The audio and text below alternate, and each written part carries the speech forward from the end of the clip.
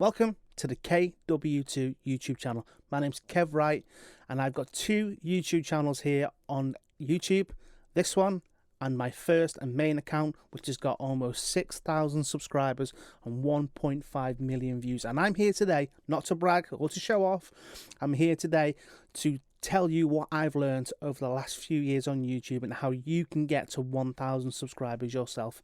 So if you're here today looking how to get to 1,000 subscribers and that glorious monetization status we all crave on YouTube, then stick around because I'm going to be covering that in this video and it's coming up next.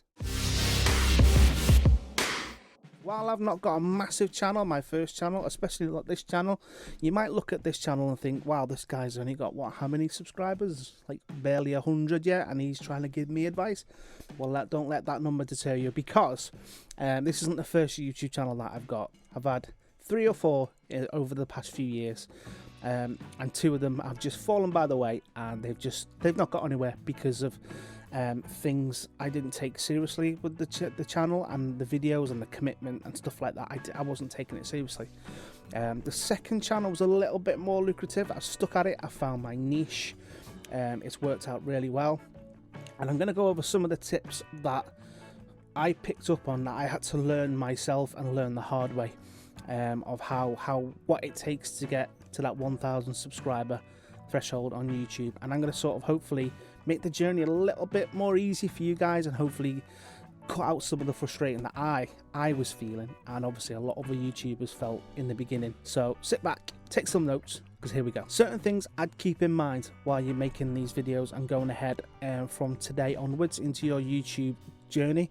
You have to bear in mind that the first 1,000 subscribers, or even some might say the first 100 subscribers, can often be the hardest part of getting started on YouTube. Only I know honestly how hard it's been for myself. I can't really tell you guys how hard it has been for other people, but I can tell you from my perspective that trying to get to that 1,000 can feel so frustrating sometimes, but I promise you it's totally worth it. So I want you guys to sort of, the first thing I want you guys to think about is just to stick at this. Keep it in mind that this isn't going to happen overnight. While there are some success stories where people do make it with that one video, it does happen, but mostly it doesn't happen. So I'm here just to keep it real.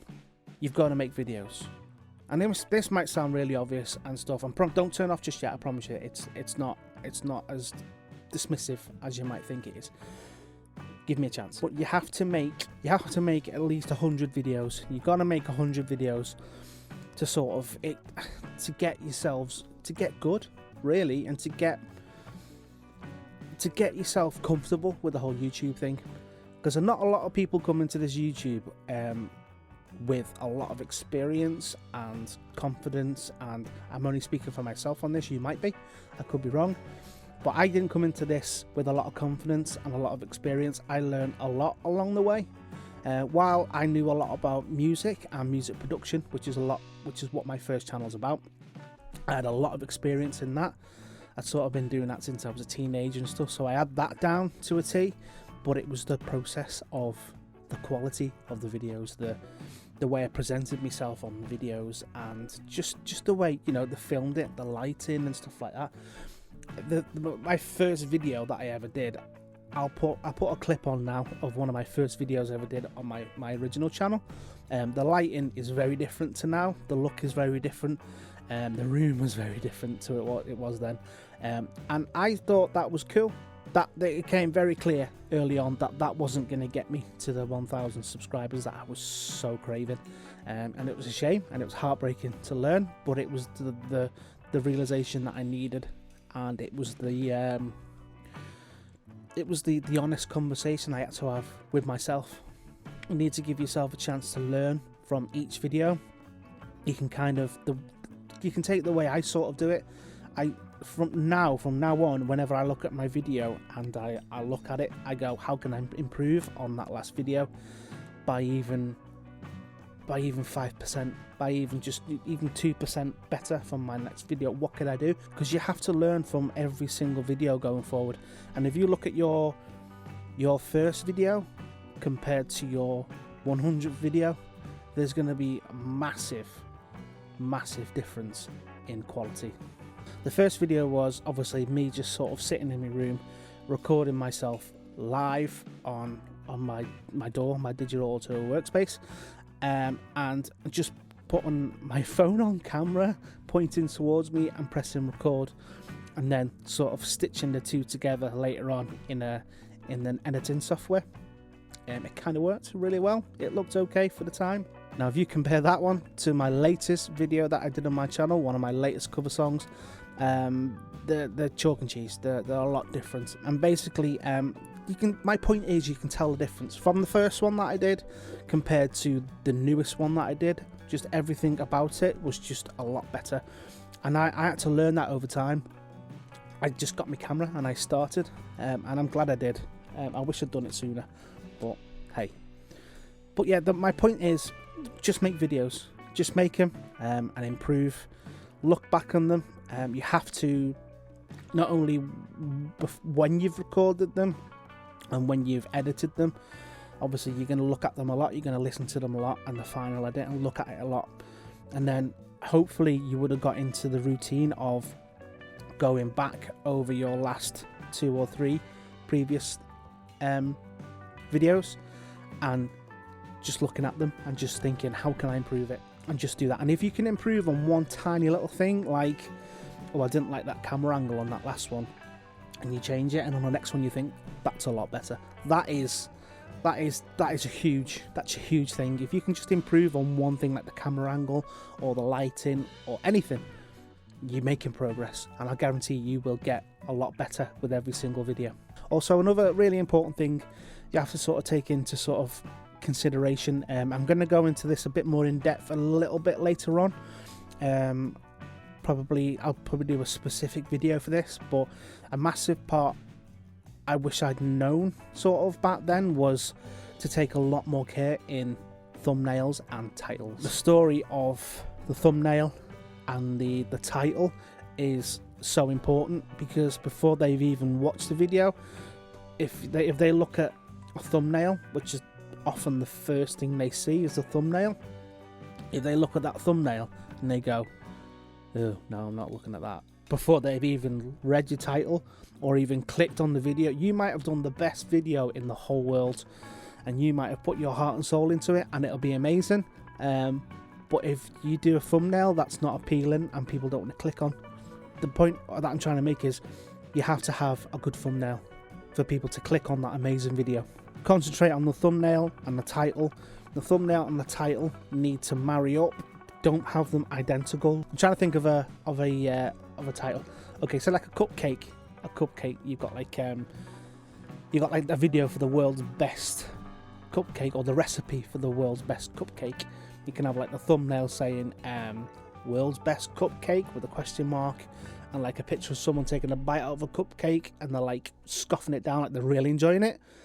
And then you can have like the title of is this the world's best recipe for cupcakes? My point is, they have to sort of marry up together, but they have to both, in their own way, tell their own story of what the video's about before they've even clicked the video.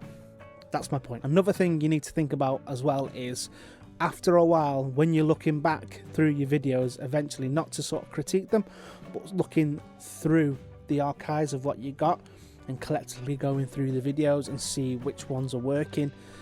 Say for instance, your cupcake video got like, I don't know, 10,000 views on it, and the last video you got, it could do with cooking, so obviously your cooking channel, and maybe it was something like to do with pasta or something like that, making pasta and stuff. You need to sort of look back through your videos and go, right, okay, there's a cupcake video, there's a pasta video, and then there's a video about saving stock from your chicken and stuff like that. And you look through them videos and you say, right, okay, the stock video didn't do very well. The other video, the spaghetti video, did okay, but then this cupcake video did so well that it's got the most views on my channel. You have to then go and do another cupcake type video. Do more of what works. You need to go into your SEO studio in your analytics, and you need to get to know exactly what it is and what it means, because the SEO is gonna be your best friend going forward. You need to know what's working in your videos, which videos are working and why. See what your click-through rate is, see how long they stuck around for, and then if you have like a big sort of dip in the video, like that, a big sharp dip in the sort of analytics, you can look back at that little dip, go back to it and play it and go, why did they click off there? They were like, oh, I licked the ball, then licked my finger, and people didn't like it and they went off. Don't do that next time. And this is what I mean, you need to learn. But we can go into this a bit later, and it can become your best friend. It really can. It can be a positive thing. And the next thing is, be consistent with them videos that are working. If you're on this channel, if you're on YouTube to make a living, you need to do stuff that works. You have to do these videos that work, and you have to do things that work. That's what I learned from my channel. It took me a few videos to realise that that's what I should be doing, and then it took me a couple more videos to get it right and for it to work. Also, another side note, a very quick sort of thing as well, don't look at other people's channels and think, why are they doing so well? Even on people like who are doing similar videos to you, no matter what your category is, no matter what kind of channel you have, if you're doing reviews and you look at another review channel and you think he's got like 1 million views, why the hell have they got 1 million views and I haven't? In the short and thick of it is, there's a lot of reasons probably why they might be doing better than you. 1, subscriber count. 2, they've been doing it a long time. And 3, they know what works. Concentrate on you. They've got their journey, they're doing their thing. You do your journey, you carry on doing what you're doing, and you'll get to where you want to go. And if you're going to be consistent with this thing, and you're going to stick at what works, and if you're going to get to know the SEO studio, and you're going to make your 100 videos, you're going to get to your 1,000 subscribers before you know it. Just know that you can. Just know that you can do it. Just know that you can stick at it. And don't forget to, any problems you've got, any questions you've got, let me know in the comments below. You can hit me up on Twitter if you want. I've got a new Twitter account over on Twitter, KW2 YouTube. I'm enjoying being here, I really am. This second channel is going to be fun. It's going to be amazing. I'm excited. I'm really hyped up about it, and I can't wait to help. I can't wait to help you, because I know it's frustrating, and I know it's not an easy process, and I know you can do it. So just do it. Like I say, if you're going to do it, why wait? Do it today. Thanks very much. See you in the next one.